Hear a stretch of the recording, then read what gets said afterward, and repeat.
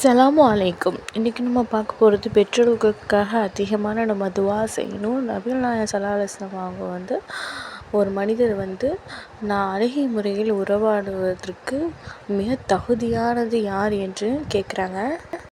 நபிகள் நாயகம் ஸல்லல்லாஹு அலைஹி வஸல்லம் அவங்க உன் தாய் என்று சொல்கிறாங்க.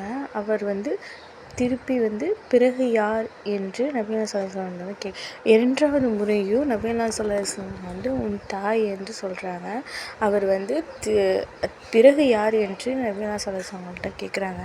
அப்போது நபிகள் ஸல்லல்லாஹு அலைஹி வஸல்லம் அவங்க மூணாவது வாட்டியாக உன் தந்தை என்று சொல்கிறாங்க. பெற்றோர்களுக்கு நம்ம அதிகமான துஆ செய்யணும். அந்த துஆ என்னன்னு பார்க்கலாம். ரப்பி ஹம்ஹுமா ஹமா ரப்பயானி ஷாஹிரா.